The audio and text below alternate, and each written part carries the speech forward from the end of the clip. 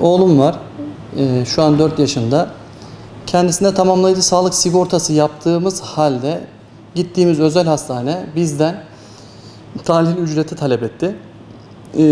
İlk başta orada başladı bizim hikayemiz aslında özel hastanelerle alakalı. Bununla alakalı gerekli yerlere şikayetimi ilettim. Sonrasında ilgili özel gerekli yerler faturam vardı, detay dökümüm vardı. SGK'ya gittim.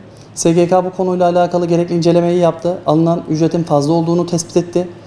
İlgili hastaneden bununla alakalı tüketici hakem heyetine giderek paramın iadesini aldım.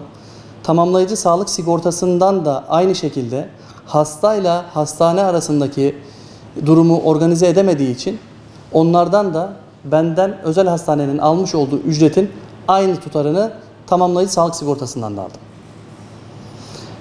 Akabinde eşimle alakalı, kayınvalidemle alakalı aynı süreci takip ederek yine ücret iadelerimizi aldık. Yani benim bu konuya eğilmem oğlumun dünyaya gelmesiyle onunla beraber öğrenerek bu şekilde bir yol izlemeye çalıştık. Şunu ifade etmek istiyorum. İnsanlarımız maalesef sağlık uygulama tebliği ve özel hastaneler yönetmeliğini bilmiyor.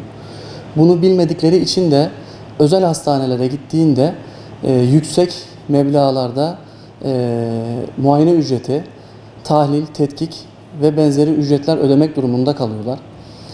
En son yapmış olduğum bir araştırma neticesinde Bursa'daki birçok hastanenin, birçok özel hastanenin sağlık uygulama tebliğinde SGK ile anlaşması olduğu halde fazla ilave ücret aldığını tespit ettim. Ülkemizde bununla alakalı Sağlık Bakanlığı'ndan yaklaşık 531 tane özel hastane olduğunu öğrendik. Bu 531 tane özel hastanenin bir kısmı SGK, çoğu kısmı SGK ile anlaşması var. SGK ile anlaşması olduğu halde bu hastanelerin yüksek meblağda sadece muayene ücreti aldığını düşünürsek normal şartlarda 205 TL ile 305 TL arasında olması gereken muayene ücretlerinin 1500, 2500 gidilen hastaneye göre 5000 liraya kadar muayene ücreti alındığını görüyoruz. Özel hastaneye giden bireylerin tamamı gittiklerinde fatura ve fatura detay dökümlerini alması, ödemelerini kredi kartıyla veya bankamatik kartlarıyla yapması,